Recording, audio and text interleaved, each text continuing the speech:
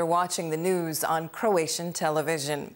The new terminal at Zagreb's Franjo Tuđman International Airport welcomed its first passengers early this morning. The first of today's 94 scheduled arrivals and departures was a domestic flight from Zagreb to Dubrovnik.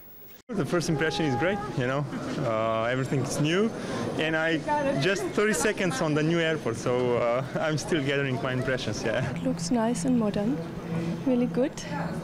And from inside, I haven't seen it yet, but I think some typical Croatian art would be nice as an interior decoration.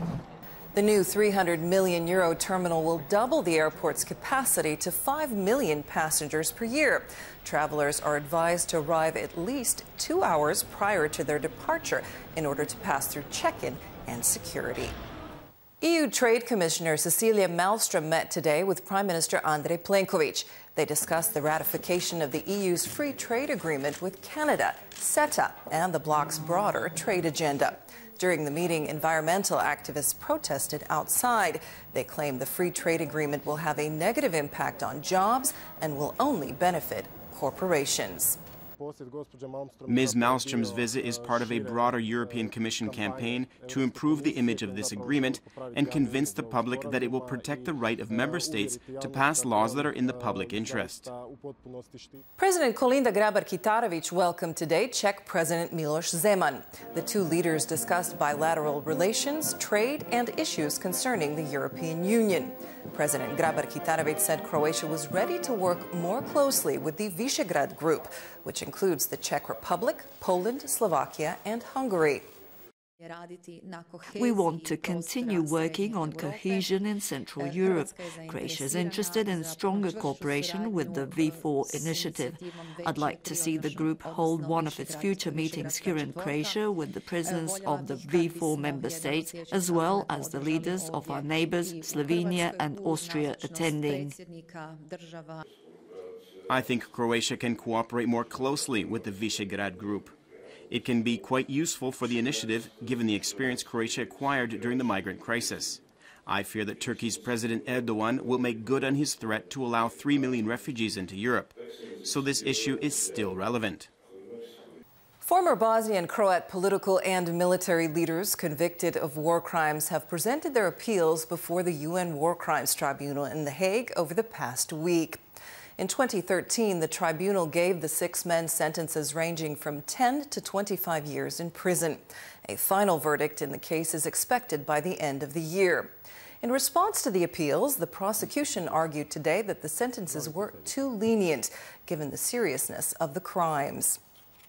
They were each also aware of how the JCE was being implemented on the ground. The JCE members knew the eviction operations involved a climate of extreme violence. There are many findings in the judgment on this. Each of them was aware of the climate of ethnic animosity. The defendants also had a final opportunity to address the appeals chamber in person. This trial illustrates the dark side of international justice. It will surely affect its development, but it must not bring it into question. If these 13 years were the price, then so be it, because nothing can bring those years back. Hungary's tough new measures aimed at curbing the influx of migrants came into force today. Under the new laws, asylum seekers will be held in shipping container camps along the border while their applications are processed.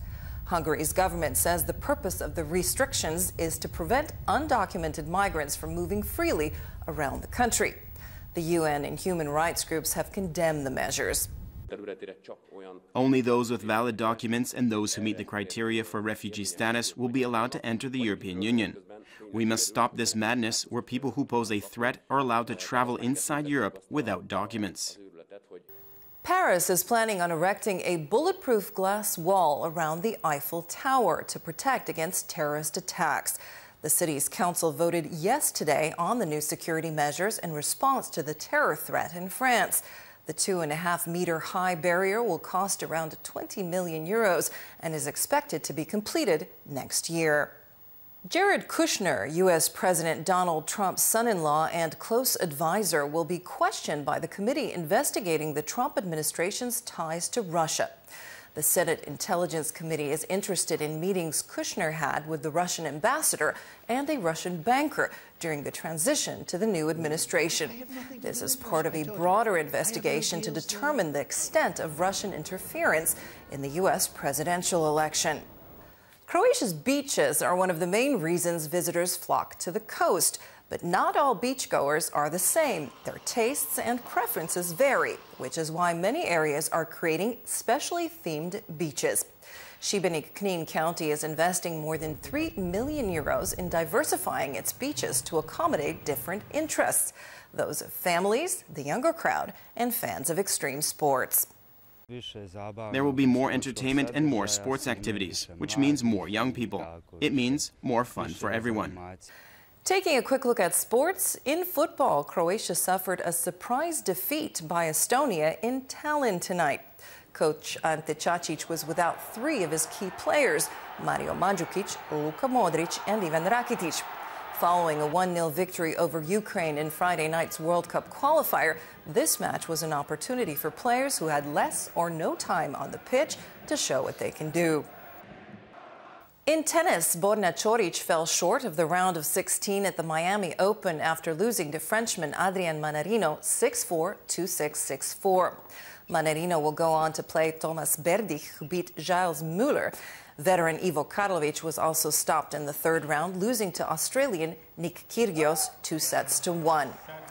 In the women's draw, Mirjana Lučić-Baroni is playing the best tennis of her career.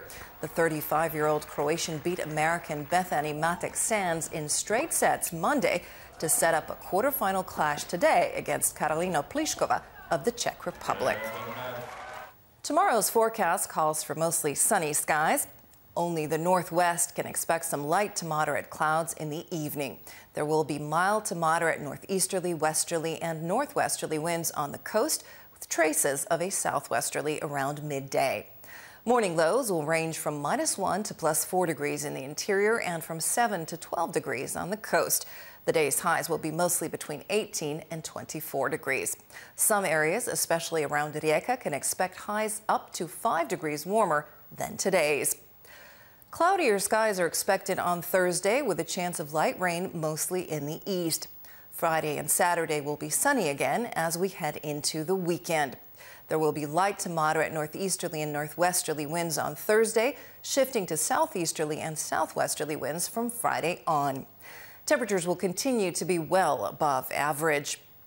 The coast will also see some very balmy weather this week, especially on Thursday when temperatures could rise above 25 degrees.